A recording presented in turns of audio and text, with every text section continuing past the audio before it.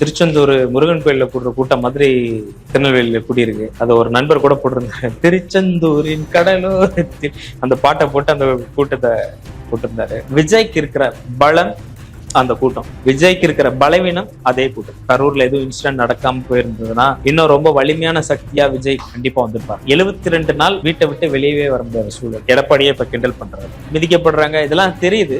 ஆனா தெரிஞ்சும் அடுத்தடுத்த கூட்டங்கள் அப்படியே தான் நடக்குது. கடைசியா வந்த கூட்டத்துல இவ்வளவு மரணம். திமுக அரசு, திமுக தலைமையில இருக்கிற காவல்துறை தங்களுக்கு சரியான அனுமதி கொடுக்கல.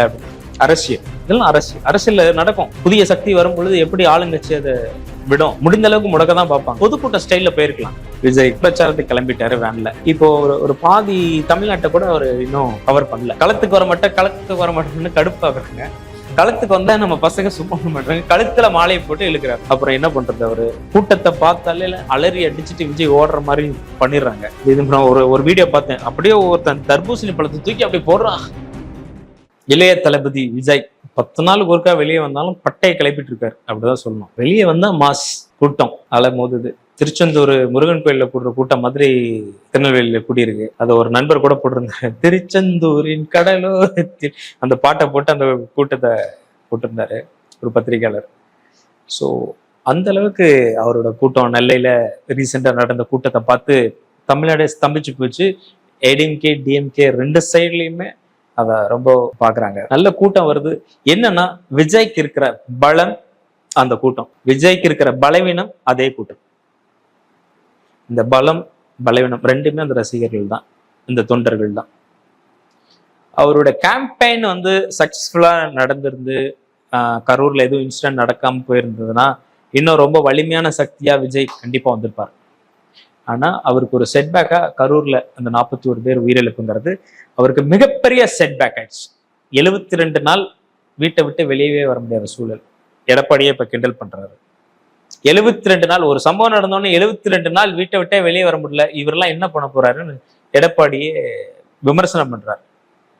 எஸ், வலிமை உள்ளவன் தான் வல்லவனாமா, வலிமை உள்ளவன் தான் ஆட்சி செய்வான், வலிமை உள்ளவனுக்குத்தான் மக்கள் வாக்களிப்பார். கரூர் இன்சிடென்ட் பார்த்த உடனே அது ஒரு 41 பேர் தான் போய் கலந்துக்கிட்ட ஒரு கூட்டத்துல இறந்துட்டாங்கன்னா அது ஒரு ஒரு கடுமையான மன உளைச்சலை தான் கொடுக்கும்.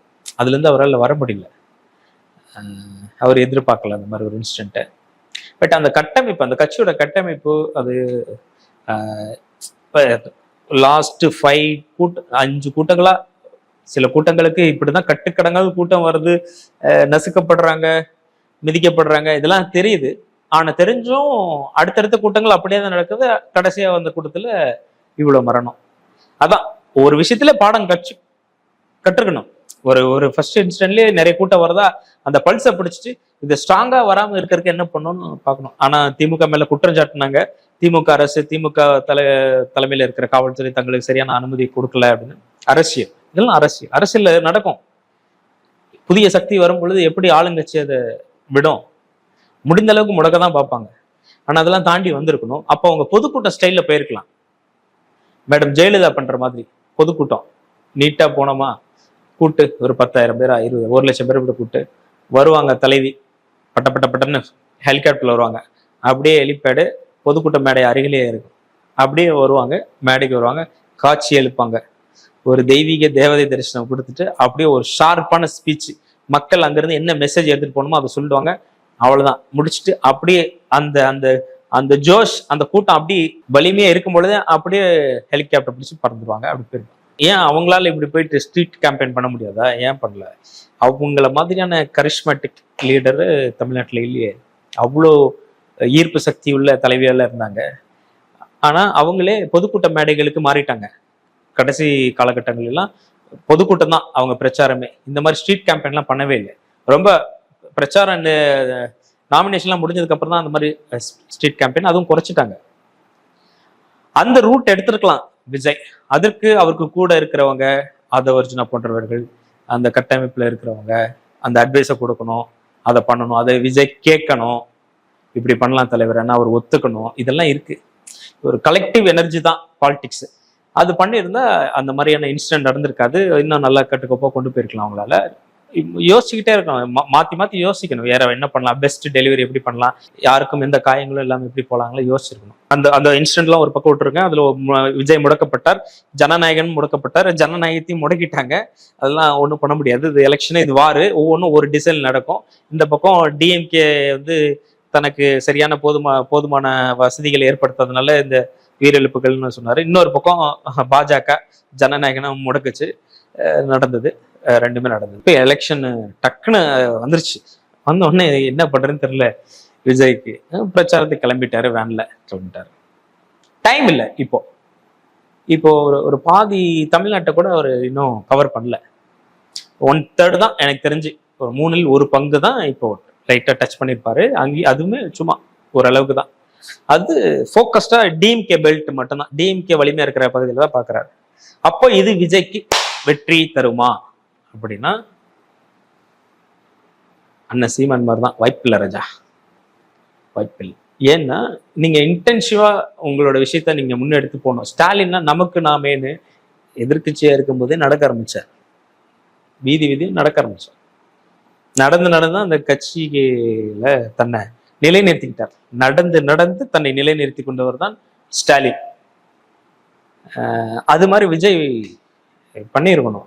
எலெக்ஷன் அனௌன்ஸ்மெண்ட்டுக்கு முன்னாடியே கிட்டத்தட்ட தமிழ்நாடு ஒரு ரவுண்ட் வந்திருக்கணும். எடப்பாடி பழனிசாமி தமிழ்நாடு ஒரு ரவுண்ட் வந்துட்டாருங்க எலெக்ஷனுக்கு முன்னாடி. புரட்சி தமிழரின் எழுச்சி பயணம்னு பச்சை கலர் பஸ் எடுத்துட்டு கிளம்பிட்டாருங்க. ஊருக்கு முன்ன கிளம்புனது அவர் தான்.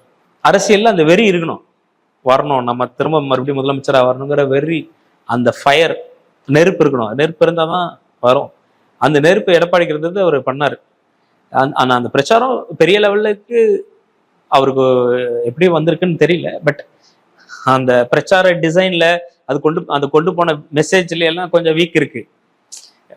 பிரமாணியான ஒரு தேர்தல் வியூக நிறுவனத்தின ஒப்படைச்சிருந்தாங்க. ஆனா எனக்கெல்லாம் அதுல திருப்தி இல்லை. அவங்க அந்த கேம்பெயினோட சக்சஸ்ல எனக்கு திருப்தி இல்லை. எடப்பாடி அவரோட டிசைன்லயே விட்டுருந்தா கூட நல்லா பண்ணிருப்பார் போல, அந்த மாதிரி விஷயம். ஓகே, இப்போ விஜய்க்கான வெற்றி வாய்ப்பு பாத்தீங்கன்னா வாக்குகளை பிரிக்கிறார், இளைஞர்களோட வாக்குகளை பிரிக்கிறாரு. ஆனா என்னன்னா, இந்த பசங்க எல்லாருக்கும் எவ்வளவு ஓட்டு இருக்கு அப்படிங்கறதான் பெரிய கேள்வியா இருக்கு. எல்லாருமே ஓட்டு வச்சிருக்கானுங்களா?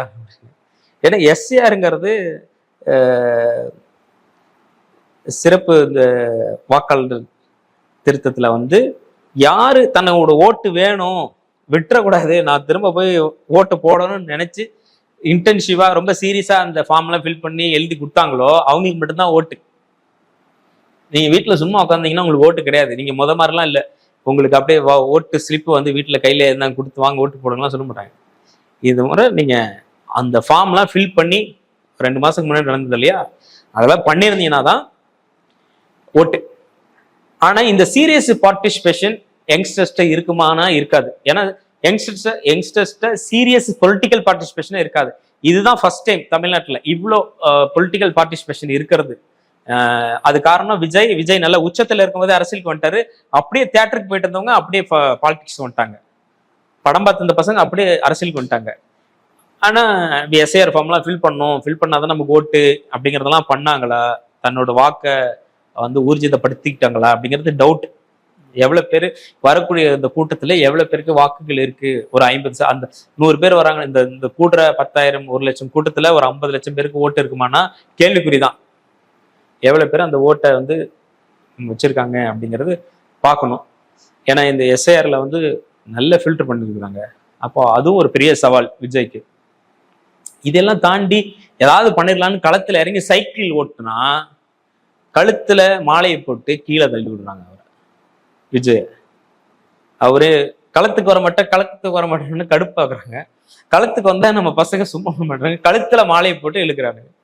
அப்புறம் என்ன பண்றது? அவரு களத்துக்கு வாங்குறீங்க, வந்தா அப்படி தொண்டர்களே அவருக்கு ஒரு பெரிய பெரிய பிரச்சனையா இருக்கிறாங்க. ரொம்ப டிசிப்ளின் ரொம்ப முக்கியம், ஒழுக்கம் ரொம்ப ரொம்ப முக்கியம் தாவேக தொண்டர்களுக்கு. அந்த கட்டுக்கோப்போட இருக்கணும், ஒரு இராணுவ கட்டுக்கோப்போட இருக்கணும், தன்னோட தலைவனை இடையூறு பண்ணாம இருக்கணும், அவரை கொஞ்சம் ஃப்ரீயா விடணும். இருக்கிறது டைம் ரொம்ப கம்மி, அவர் ஃப்ரீயா பிரச்சாரம் பண்றதுக்கு விடணும். கூட்டத்தை பார்த்தாலே அலறி அடிச்சுட்டு விஜய் ஓடுற மாதிரி பண்ணிடுறாங்க. இது ஒரு ஒரு வீடியோ பார்த்தேன். அப்படியே ஒருத்தன் தர்பூசணி பழத்தை தூக்கி அப்படியே போடுறான். அப்படியே அவரு வேன்ல நின்றுட்டு இருக்காரு, அப்படியே வந்து உழுகுது. என்னடா எவனோ பாம போட்டான் போலன்னு வடிவேல் ஜோக்க மாதிரி, ஏய் என்னத்தரா தூக்கி போட்டீங்கன்னு பாக்குறாரு. அலறாங்க இந்த பவுன்சர்ஸ் எல்லாம் 2 பேரும். டேய் எங்க இருந்துடா வரீங்க, என்னடா தர்பூசணி பழத்தை தூக்கி போட்டா விஜய் பிடிப்பாரா? கண்ணாடி போட்ட ரைட்டு, துண்டை போற ரைட்டு, மாலை போற ரைட்டு, தர்பூசணி ஐயோப்பா. இந்த மாதிரி எல்லாம் பண்ணா வேற யாராவது ஏதாவது தூக்கி வண்டியில போட்டா என்ன ஆகுறது? உங்க தலைவருக்கான பாதுகாப்பை நீங்க தான் ஊர்ஜிதப்படுத்தணும். இந்த கூட்டங்களுக்கு ஒரு ஒழுக்கத்தை கொடுக்கணும். யாரு ஆர்கனைஸ் பண்ணி கூட்டு வர்றாங்களோ அந்தந்த மாவட்டத்துல இருந்து வரும்போது செல்ஃப் டிசிப்ளின் கிளாஸ் எடுத்து கூட்டு வரணும் அந்த கூட்டத்துக்கு, விஜய் கூட்டத்துக்கு. இப்படி வந்தா இப்படி இருக்கணும், இப்படி பண்ணணும். ஒரு முறை விசிக தலைவர் திருமாவளவன் அவருடைய அறைக்குள்ள போறேன் ஒரு தடவை. ஒரு ஹோட்டல் அறையில சந்திக்கும் பொழுது உள்ள போன உடனே நான் ஏதோ பெரிய ரூமா இருக்கும் போல, ஷூட் ரூம் மாதிரி இருக்கும், நம்ம போனா ஒரு ரிசப்ஷன்ல உட்காருவோம்னு நினைச்சிட்டு இதை போங்கன்னாங்க. உள்ள போனா உள்ள ஒரே ரூமு ஃபுல்லா கூட்டம். அங்கேயே ஒரு பொதுக்கூட்டம் மாதிரி நிக்கிறாங்க. எங்கடா தலைவரை காணோம்னா அவர் உள்ள இப்ப நிக்கிறாரு, சட்டை எடுத்து பாத்துருக்கல எல்லாம் இப்படி. என்ன அவரே டென்ஷன் ஆயிட்டே, ஒரு தலைவர் இப்படி என்ன பண்ணுவீங்க, கொஞ்சம் கூட பிரைவேசி பண்ண விடாம துணி மாத்த கூட விட மாட்டீங்களா அப்படின்னு.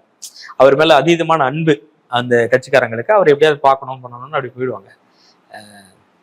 அது மாதிரிதான் விஜய டிஸ்டர்ப் பண்றாங்க இந்த தொண்டர்கள். இந்த டிஸ்டர்பன்ஸ் வந்து கட்சியோட வளர்ச்சிக்கு நல்லதில்லை. இதுக்கு மாறா அவங்க களத்துல நிறைய வேலை பார்க்க வேண்டியது இருக்கு. போய் பார்த்தா சில இடங்கள்ல தாவிக வேட்பாளர்கள் தனியா சுத்திட்டு இருக்கிறாங்க. இந்த திருத்தணி வேட்பாளர்லாம் கூட பாவம் தனியா ஓட்டு கேட்டு இருந்தாரு. அதுக்கப்புறம் தான் வீடியோல வைரல் ஆனதுக்கு அப்புறம் கொஞ்சம் கட்சிக்காரன் கூட வந்திருக்காங்க. உட்கட்சி பூசலும் இருக்கு. அதாவது சில இடங்கள்ல உண்மையா உழைத்த தொண்டர்களுக்கு அந்த நிர்வாகிகளுக்கு சீட்டு வழங்காம அங்க இருக்கிற சில செல்வந்தர்களுக்கு சீட்டு வழங்கி இருக்கிறதா சொல்லப்படுது. இதனால சில அதிருப்தி இருக்கு. அங்க கீழ்மட்ட அளவுல வேலை பார்க்கறது இல்லை, குறைஞ்சிருக்கு. சில இடங்களுக்கு யார் இந்த வேட்பாளர்னே தெரியல, புதுசா இருக்காரு. அப்புறம் சில பேருக்கு வேட்பாளர் யாருன்னே தெரியல, வந்தா தானே தெரியுது, ஓட்டு கேட்க வரணும்ல. ஏன்னா இந்த எல்லை எப்படி, இந்த தொகுதியோட எல்லை எங்க இருந்து ஆரம்பிக்கணும் என்னங்கிறது தெரியல. இப்படி நிறைய சிக்கல்களுடைய இடியாப்ப சிக்கல்களோட தாவேகாவுடைய பிரச்சாரம், தேர்தல் பிரச்சாரம் போயிட்டு இருக்கு. இதுக்கிடையில இன்டென்சிவா விஜய் ஒவ்வொரு தொகுதியா போறாருன்னா போகல, அவரு ஒரு மாவட்டமா தான் போயிட்டு இருக்கிறாரு. ஸோ இது எந்த அளவுக்கு அவங்களுக்கு பயன் கொடுக்குங்கிறது ஒருத்தர் தான் பார்க்கணும். எனக்கு தெரிஞ்சு விஜய் மீண்டும் நடிக்க வருவதற்கான வாய்ப்புகள் அதிகமா இருக்கு. அதனால மீண்டும் 2027 ஏன் 2026 கூட மீண்டும் ஜனநாயகன் தேட்டர்ல பார்க்கலான்னு நிறைய பேருக்கு தான் இருக்கு. வேற ஒரு படங்கள் நடிக்கிறதுக்கான வாய்ப்பு இருக்கு. பொறுத்திருந்து பார்ப்போம். மே 4ஆம் தேதி என்னன்னு தெரியும்.